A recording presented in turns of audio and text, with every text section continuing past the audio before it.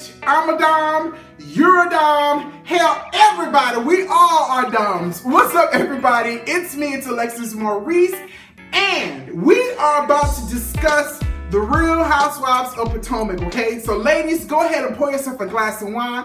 Or, gentlemen, how you doing? Pull on some lipstick, pull up a chair, because we got to discuss part one of this reunion. If I must say so myself, these women are very, very entertaining, honey. They know how to have a reunion show. We sat here and watched these girls down here in Georgia and Atlanta have a 4-part reunion, and these girls done cover the majority of their season in one episode and done do more shade than anybody else. Before we get started, make sure that you go ahead and like this video on YouTube. Also, make sure that you go ahead and subscribe to the channel to see future reviews that I'm going to be doing, as well as future episodes of The Wine Up. Make sure that you comment. Let me know what you're thinking, if you agree, if you disagree. Also, make sure that you share this video on Facebook, Instagram, Twitter, Snapchat, all of that good stuff, okay? So let's go ahead and dig in, bitch. Now, the ladies wasted no time, honey, to dig into Miss Karen. Now, Karen, I must say, you're probably the most entertaining woman on the show, because, you know, you're a woman that comes from a particular age group or whatever, and honey, with your self-proclaimed grand domness, and you holding on to the title and all of that good stuff, child. But let's get into why your ass moved out of Potomac. Now, you sat here and told us that you went to go take care of your mama and your dad in Great Falls, and girl, Miss Karen, I totally get it. I totally respect if that's the reason why. But I'm kind of along the lines of what Charrisse was saying. Charrisse was like, you proclaim yourself to be this grand dame. She said, but Charrisse was telling everybody, I know how grand dames really live in Potomac, honey. They have jets. They have all kinds of stuff. They have service. Bitch, you ain't got none of that, Miss Karen. Now, Karen, I will say this.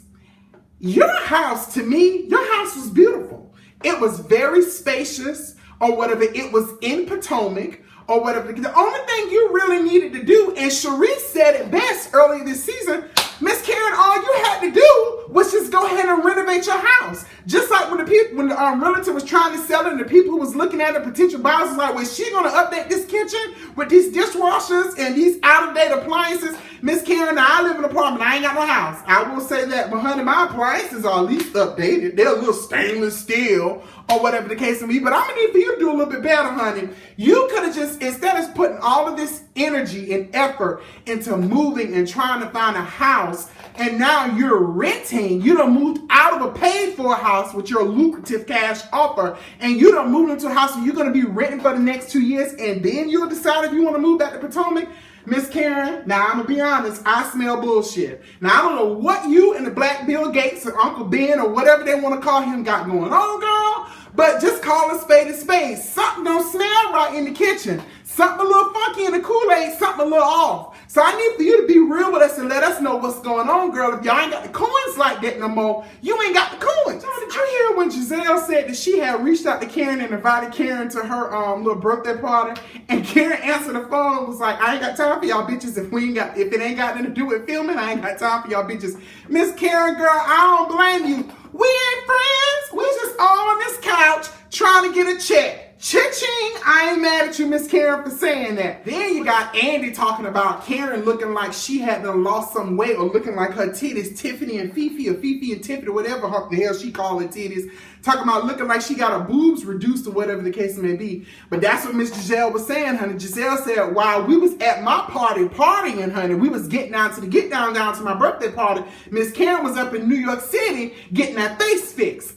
But Giselle, I'm gonna say this to you. Let's go ahead and let's go ahead and get into you, Miss Giselle. Giselle, girl, please. You're the last person talking about somebody getting their face fixed or whatever, but honey, because you need to get that wig fixed. You need to get that makeup fixed. Giselle, for you to be like the face of the Potomac franchise, girl, you need to hire you a new stylist. Now, I like to call a spade, okay? At the end of the day and the beginning of the morning, honey, your hair looks a hot ass mess. That little friend that you got on your show who be coming to these little events and being messy with you, bitch, fire him. Fire him, because he is not doing you justice. You need to come back next season with a new hairdo, a new wig, or something like that, girl. I'm just trying to look out for you. I don't want people talking bad about you on national TV, and that's what everybody is, girl. Word on the street is that you need a new hairstylist. Your Giselle looks a hot ass mess, okay? So before you start talking junk about everybody else and coming for everybody else, you need to fix your hair instead of talking about Karen fixing her face. How about that? Is it me or something about Giselle just don't sit too well with me? Like, I like her because, you know, like I said, she's the face of the franchise, and she's a woman of Alpha Kappa Alpha Sorority Incorporated. So she already get 10 points from me when it comes to that. But just something about Giselle just don't sit right with me. First of all, I think she's a liar or whatever, because I think Giselle just be making up stuff and just be throwing shit out there, you know, just cause. But second, like I told you earlier, Giselle, you need to get that hair fixed before you come for anybody else, girl. Get your damn hair fixed. Let's talk about the new cherry blossom, Miss Monique. Now, Monique, I like you, girl. You know, I was a little iffy with you in the beginning of the season or whatever, because I will have to admit, you do come off a little boastful, if I must say so myself. Just like tonight, you were talking about the wine or the champagne. I don't even know what name you said, but you was drinking some type of wine or champagne with your husband when y'all was watching the show. And you are kind of quick to talk about how many properties you have or whatever. At one point during the reunion, you was talking about, oh God, why would I rent out this house or whatever? I don't have time for 5 properties. Bitch, hire somebody for that shit. You got all that damn money. What you worrying about it for? But on top of that, it's just like, and then you were talking about how your mother-in-law, how you bought a car for your mother-in-law, test drove it and sent it to her, and you haven't spoken to your mother-in-law in over a year?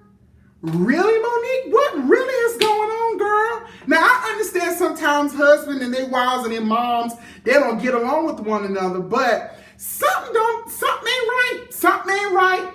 You know, I know that she called you a heifer, and I know that, you know, she thinks that you's a gold digger because you ain't messing with no broke nigga, because you messing with her son.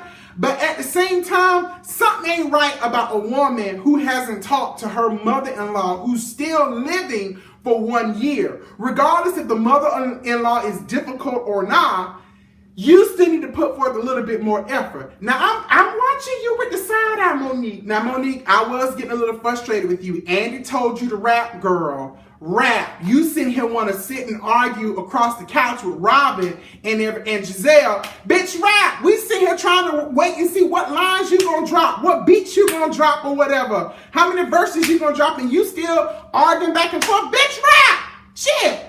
But I will say this. The best line of your whole rap is when you were saying that Robyn is still talking about damn Juan. It's the end of the season, almost a year later, and Robyn is still talking about Juan. Now, Robyn, I'm going to say this. Girl, you are beautiful. You are a beautiful woman to me. And I also detect, you know, my little spidey senses is telling me that you one of those ride or die type bitches. Like, you down for your man, you down for the cause. You know, if somebody pull up on your man, you that type of bitch that's gonna be fighting with him right there or whatever, you know, doing whatever is necessary. But I'm gonna need for you to take that same energy into trying to figure out what the hell you and Juan is doing. Now, Robyn, like I said, you are too beautiful to be sitting in whatever type of arrangement you and Juan got going on. Now, you're absolutely right. It ain't none of our business. But girl, since you on reality TV, we gonna sit here and we gonna talk about it. And that's exactly what we doing. I'm just trying to figure out what is this arrangement. You are beautiful. Robyn, you need to be modeling somewhere. Just in my personal opinion, I can see you modeling some type of some couture gown or some high fashion shit, print model or whatever, because I don't know what you give on the runway. Girl, but you seem, you're educated, you're smart, you're beautiful. Girl, get out of whatever situation you got going on with Juan. And I'm going to say this about Ashley, too. Now, a lot of y'all talk a lot of cash money shit about Ashley, and she might have her own shit going on in her marriage.